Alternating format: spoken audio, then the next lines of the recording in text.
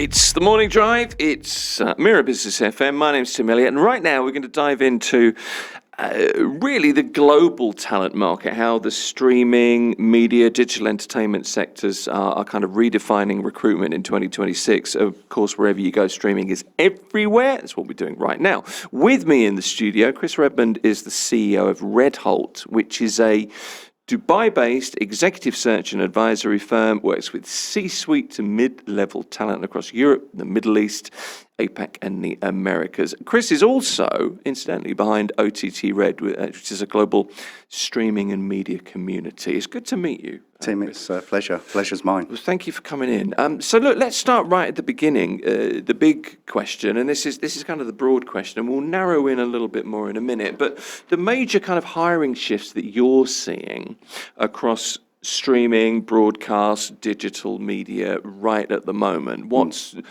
it's kind of the state of play question, really. Yeah, absolutely. The high-level landscape. So I think there are a number of things there's so many different dimensions to the media industry, as you'll probably know, Tim. There are too many for me. Yeah, absolutely. Right from the technology and how local organisations are working, the migration from print to digital, that goes back. That's a huge legacy. As with Gulf News recently, talking to them about their plans to make that migration. But increasingly, right at the other side of the frontier, what you've got is the creator economy and YouTube. And in the UK and various other jurisdictions around the world, you've got some fairly well-established iconic brands like the BBC now publicly entertaining conversations around where they're going to distribute their content. So if you think about the cascade of everything it takes from the concept of creation all the way through to the scripting and production teams and post-production and getting that into the studio and distribution, content acquisition, everything a broadcasting organisation takes, it's a massive range of talent. And all of it's been affected by so many different axes of change at the moment. I'm trying to keep up with you talking about this movement, but you're absolutely right. I mean, if you take the BBC as the example there, the BBC do use YouTube for distribution, number of other different, obviously, social channels for distribution. They are still a mainstream legacy broadcaster, but it's a real conundrum for somebody like that. It is. And if you think about it, these broadcasters, at the end of the day, NBC, for example, listing recently, they're auditable organisations. The P&L and balance sheet of the organisations are public domain knowledge. And so therefore the bottom line contribution and how the cost of all of the things that I've just mentioned stacks up has to be considered by the board of these organisations. And when you look at the cloud and you look about IP-based distribution, YouTube, the internet, etc., it's put real pressure on traditional infrastructure and stack when it comes to how we used to do broadcasting. Well, yeah, and it's the speed at which you have to keep up, and it's the speed at which the change is happening. Absolutely. So, talent has to keep up with that as well, and that's one of the areas that you concentrate on. How's the global, the executive talent different in the market today than it was, I don't know, a year ago, it seemed like, or just 2 or 3 years ago? It moves that fast, Tim. It really does. Yeah, and, most of the mandates that we're given now, there's always a regional accent on the mandate, but actually increasingly media executives have to have a first-hand dexterity for the technologies that are used for distribution. They will typically have a legacy in whichever dimension of the industry they originated from. That will be their subject matter expertise that's elevated their career. But they'll have got to a stage where they need to be able to comprehensively look across what happens from concept origination right through to the consumer consuming that content and how it's monetized as well. So obviously, as with any business, keep the costs as effective and optimized as possible and maximize the monetization of that revenue. Now, the interesting thing about what YouTube is doing, Google, is obviously they're doing a rev share with the creators. Yeah. And the creators increasingly, through utilizing things like CapCut and cloud-based editing suites, can make really, really good-looking content. Really good. Like, look at some of the podcasts now and the post-production quality. It's not just about people like you, Tim, that really know how to host and generate stimulating questions and very good content. It's actually the post-production and distribution as well. And when they can just upload that onto YouTube, you imagine the number of jobs that affects in the way that used to be done in traditional broadcasting. So the whole landscape is changing dramatically. It really is that dramatic. You're absolutely right. You can go out and spend a few thousand dirhams and produce incredible broadcast quality content now. It's not really that difficult. You're also saying all the right things, though. There you go. But if you look as well at the production side of things, you or I could go into a Virgin megastore in any one of the malls, buy a DJI gimbal that will film in 4K with quality, even if you're moving like it's a camera on rails. You can attach a microphone to that for $150 that will attach with excellent noise cancellation. So you could film while you're walking down Shakespeare Road. Honestly, I've done it, Tim. And the noise, the sound isolation is fantastic, the voice isolation. Then you can use online editing suites like CapCut, etc. You know, one person or a small team can make really good tier 1 production grade content nowadays. But what I'm not saying is that removes our desire, especially generationally, to want to watch what in the industry is called lean back content. Put Netflix on, you know, HBO grade stuff. We all want that as well. Yeah, we do. No, absolutely. But the point that you're making, and you've made it very well, is that if you're in this industry now and you want to move up, you have to have a handle on all of the different aspects. And you've got to be ready. And I think this is, I mean, we all say, oh, I'm ready to keep learning and I'm passionate about this. And but you know, really, how many hours are there in a day, Chris? Yeah. And you know what's interesting as well? We're talking about the kind of consumer-facing side of the industry. Yes. My personal take after spending the last 6 years devoted to this industry is that a huge amount of it is a tech industry. There's so many technology players now. There's an organisation that a number of people might not have heard of called Byte Plus. Byte Plus is actually a derivative, it's a division of TikTok. But what they've done is they've taken the TikTok technology, fantastically powerful algorithms, monetization methodologies, etc., dragged that over into corporate grade infrastructure and mechanisms. So AI generated recommendations, for example, organizations locally here use that. So, you know, they're taking the consumer facing, the B2C side of their intellectual property and dragging that over into the B2C side. And you can imagine how big that is with the desire of the broadcasters to want to emulate what's been happening in the social media side of things. Where are you? Look, this phrase had to come up.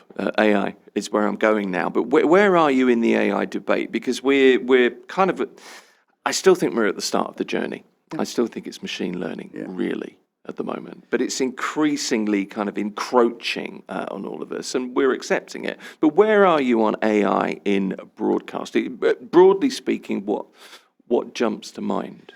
There's two things. First of all, you know, sports is a phenomenally lucrative side of the media industry, largely because the capital that has to be deployed in order to buy the rights, and then the emphasis that creates on monetizing the rights, the way you distribute it, the way you monetize it. AI has been used for a number of years already in the clipping. So whilst a match is happening, within 60 seconds, if something happened, it will be clipped, made into vertical format and distributed on social media channels. That is not being done manually. That is being done using AI. That's interesting. Right? That's the first thing. The second thing is, you may have heard this word, Tim, but a lot of people outside the industry probably won't have, media workflows. You know, how are you storing your media? How are you extracting that? Where's it going to? What are you doing to it in terms of post-production treatments? How's it reaching the audience? Only yesterday, I had a demo from a media tech organization that have got an agentic AI workflow that will take do all of those things with the push of a button. It will take all of those things. It will do the captioning. It will even push it out to a whole horizon of social media channels. Now, if you weave all of these things together, that's useful to the big broadcasters. Because actually, the desire, competence, familiarity to do those things, which are a necessity now, might not exist within the organization. And it would take lots of people. You'd have to employ a lot of people to do that, so they can employ that technology. But secondly, if you layer that onto creators, and the creator economy is huge. Look at Billion Follower Summit in January here in Dubai. This is a heartbeat globally of the creator economy. It is. If you start arming creators with the ability to do that stuff, the ad revenue that they can start to make for themselves by meta tagging their content and pushing it out kind of closes the gap between broadcasters and creators and the infrastructure that they've got relatively cheap access to. It closes the gap, shuts the door for sure. So, remember the guy that used to do the end of Premier League highlights show, the roundup song at the end, song of the day, whatever it was. The montage. That beautiful montage of clips and the goals and all completely irrelevant now, isn't it? It's not even a job anymore. Well, I hate to disagree with you, Tim, but I hope you do, because I'm kind of hopeful that there is still a job there. I believe increasingly that we are developing fairly acute intuition towards genuine content that's got a human touch and entirely AI-generated content. I don't know about you, but when I read an email, I'll know. My intuition tells me if it's been entirely generated by a bot. I know it. And what does that do? It leads to a deficit in my interpretation of the quality of that, because there's no investment of effort to generate it. It's been generated on scale. Yeah. If somebody pens an email to me, and I'm getting to the point here, sometimes the imperfections associated to that are the perfections nowadays, because I know it's real. So there's an equity associated to that in terms of how I interpret it, because somebody spent their time to make that for me. And I think the same is true of content. Content that is entirely AI generated, that is blemishless, I think we'll develop an intuition for that as well. Because actually, if you think of some of the amazing minds that we've got in media, people with distinctly creative streaks that make works of art when it comes to what we've loved for generations, that we consume, stories, movies, programs, etc. The texture of those things is something that you can feel. Yeah, I think you're right, and I genuinely hope that happens. I mean, I'm as guilty as anybody of enjoying the orangutan AI videos that you see all the time. I mean, they're entertaining, and I get that as a moment. To do this job, increasingly, I think, right, I'm talking to this guy, that's an important question, I want to ask that relates to the report, and I structure interviews that way, because I was taught before AI to do that. Yeah. But I now would use AI and ask it, have I missed anything? Feed it in, and it may spit something back that I hadn't thought about. So I see it as a tool, and I think maybe that's the way we need to view it. I can give you an anecdote, Tim, about how we've used AI for the last 4 or 5 years within Redholt as a recruitment business. Sure, one of the things that we do, we've done over 10,000 of these. We can generate an AI psychometric evaluation of anybody using 3,000 data points across the internet that will give us a fairly accurate, it's usually 80% plus, read on what someone's psychometric proclivities, big word, but characteristics are. Yeah. How do we use that? When I'm working with somebody, helping them, an executive with proactive representation, typically executives won't respond to a job ad. They can't. It would compromise them. Once word gets around that they're looking for a job, they'd be compromised in the role they've got because they're so senior. So they turn to proactive representation. I was doing it only this morning with a senior executive in Australia. What I do is I get them to step back and look at who they are, not just their CV. What is the DNA of who they are? That's how we get them to choose the magnetic north of the next stage of their career. Okay. How do you productize yourself? When I'm headhunting, I don't just look at what job titles someone's had or what their year-on-year achievements have been for the last 3 years. That is important, but a lot of people can get that. What I do is blend that with the AI report before I even approach somebody to see what their characteristics are. Because if the two of those things triangulate well with what the client wants, it's not just about the person, it's about the culture that that business has got or what they're trying to generate. So if the experience and what I can see from a distance match, then what I'll do is approach that individual and say, it's not just your experience that has created gravity around my approach.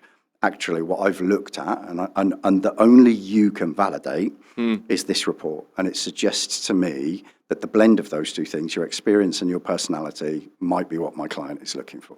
And that's kind of the secret formula for somebody that fits, I suppose, isn't it? I mean, obviously what it does is it opens up a whole other horizon of things to explore. But I think from a candidate perspective, and this is important as well, the recruitment market typically, and unfortunately it's earned this reputation, can be very transactional, and it makes people feel like a commodity. Nobody wants to feel like that.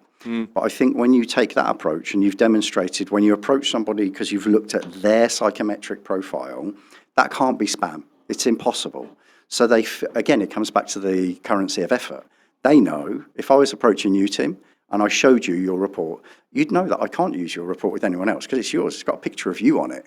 So there's a sincerity about the approach. Yeah, and actually what that leads to is traction. But then in the conversation, the professional side, if you only use that, that can sometimes with candidates lead to a mildly to quite dramatically defensive posture, again, depending on where you are in the world, on I've done this, I've achieved that.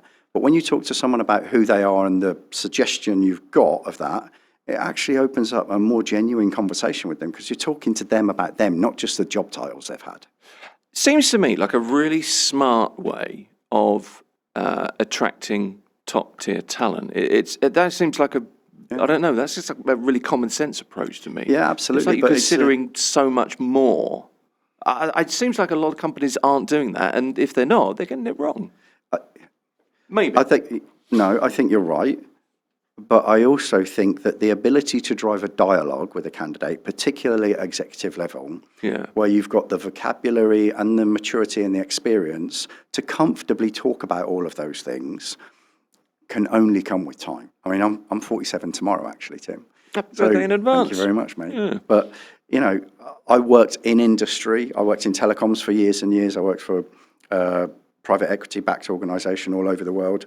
And I've got some scar tissue. And actually, when I'm speaking to executives, I think they appreciate the fact that I can bring all of that into the conversation. You know, I can talk to them about what it's like to sit on their side of the table as well.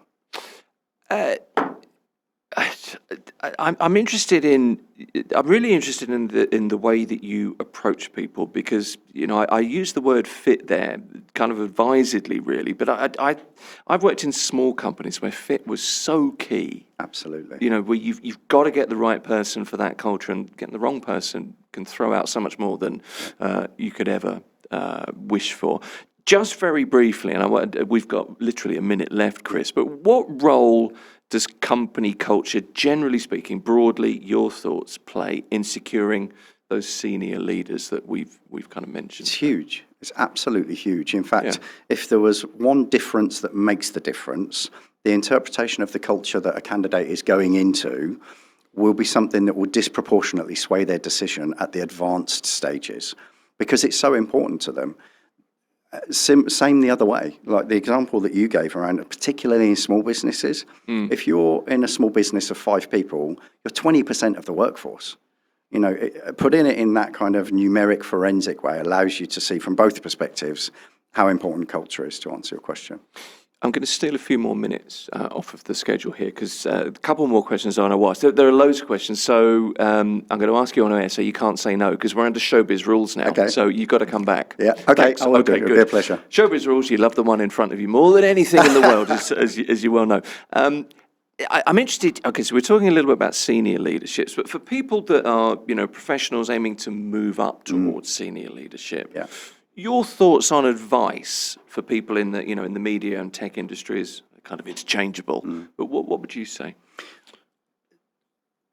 Similar to what I said about executives. Yes. It's about stepping back and productizing yourself. The 3 questions I ask people, no matter what level they're at.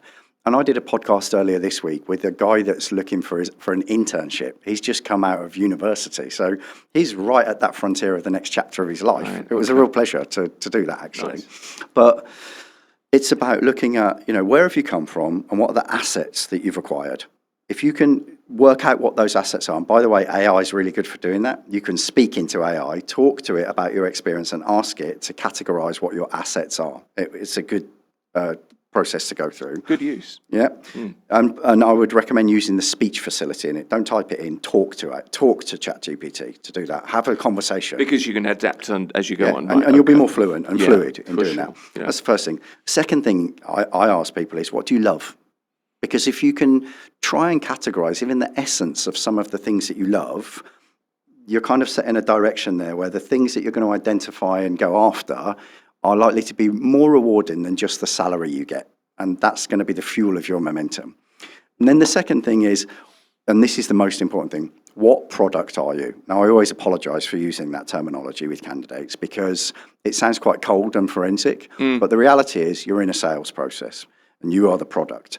So if you don't know what the tech spec is of that product, and that's where knowing what the assets are, the components of the product, if you don't know what they are fluently and you're familiar with talking about them, and then bring that to life by being able to talk about the things that you love, there will always be a deficit in the way that you present yourself in an interview or when you're trying to type an email. You want to be effervescent. You want to create gravity in the person you're approaching, and that's what you're trying to ignite.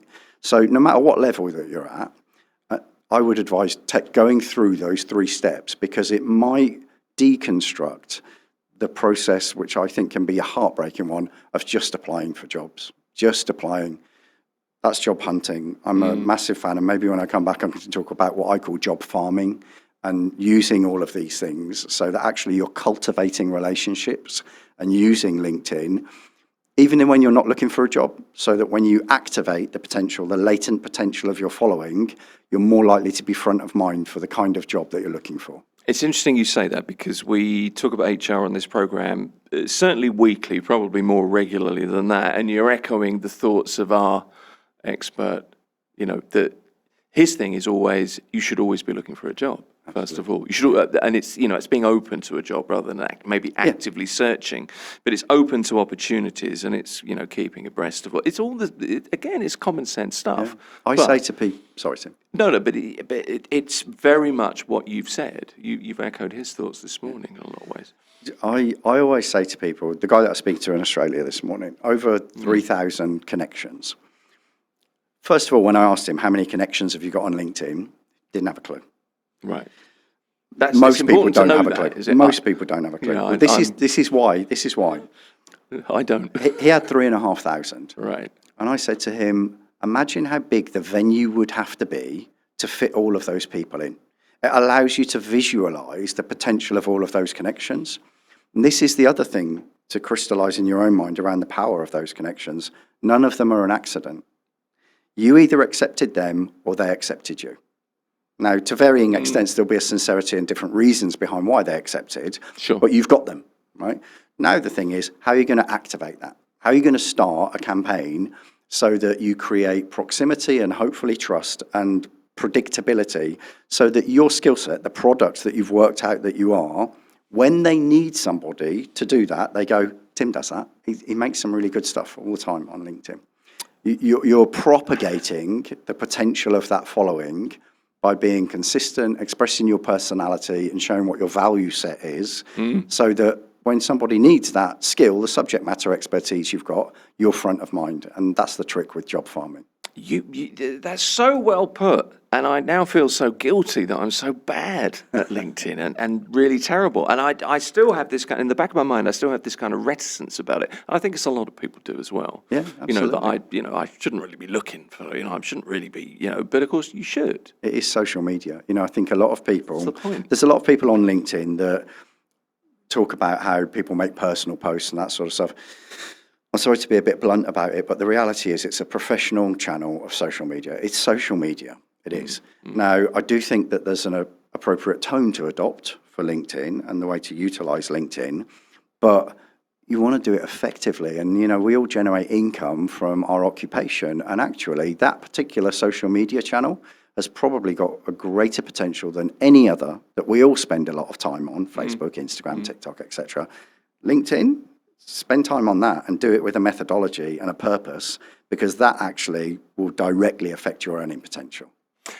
I would love to say, it's like all the others, but actually you're right. It does bring results. Yeah. If you bother to spend the time. No, you are right.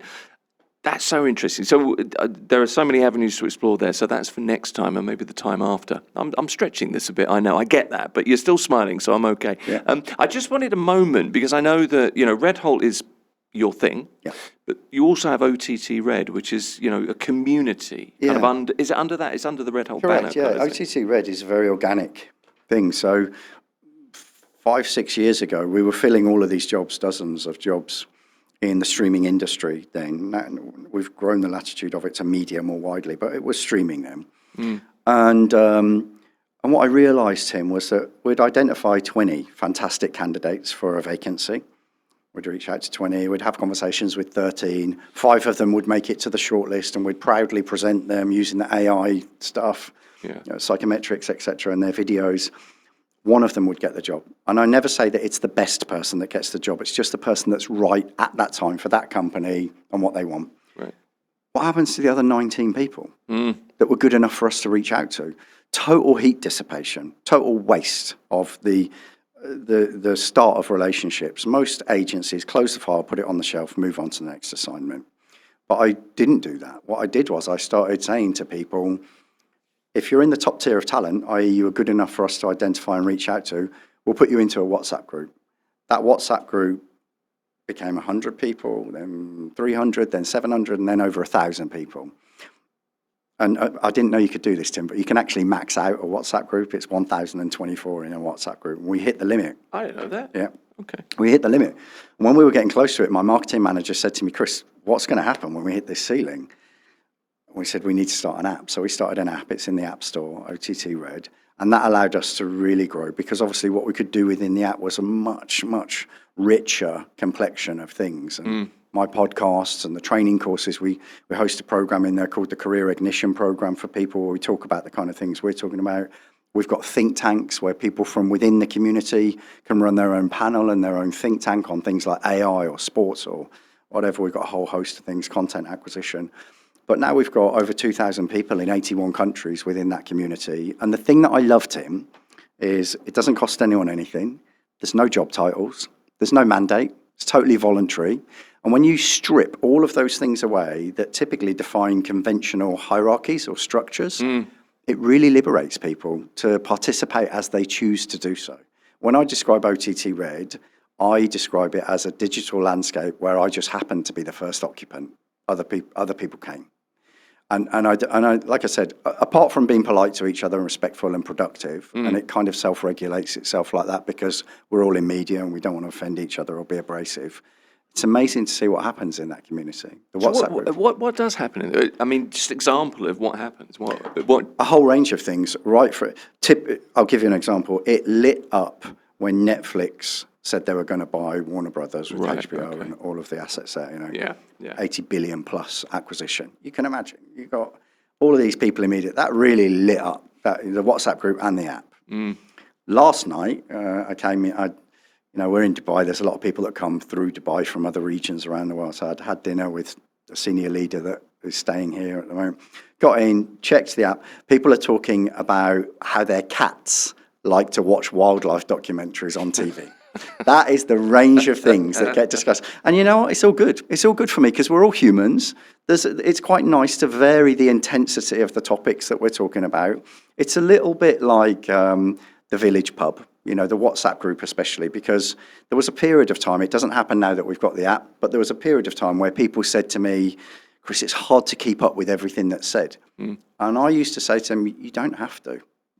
It's a bit like the pub. You drop in, but you don't know who's going to be there or what sort of conversation you might end up having whilst you're there.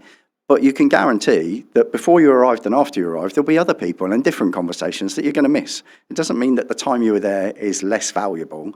And that's what the WhatsApp was. But when we supplemented it with the app and maybe something more structured and static and not as fast moving, I think that's why people like the complement of those two things, because the app is it's easier to navigate as a resource for people. It's interesting that, because, I mean, after all, we're only the centre of our own world, aren't we? We're not the centre of the world, and maybe it's a nice reminder. It's fascinating. Look, and I mean it, we will have to get you in again. There's a lot more to Tim. I've talk enjoyed about. it. No, I appreciate it. Chris Redmond is the CEO of the global streaming and media community, OTT Red, but that's under Redholt. You're the CEO of Redholt. So it's been good to talk to you. Thank you for coming in. It's been a pleasure. Thanks for inviting me in, Tim. You're welcome. Mirror Business FM, this is The Morning Drive. Get in touch. Let us know what you think across social media. And if you can want to watch or listen to anything again, YouTube, all the different platforms, you'll find us. And also wherever you get your podcast, usual phrase, look for Mirror Business FM.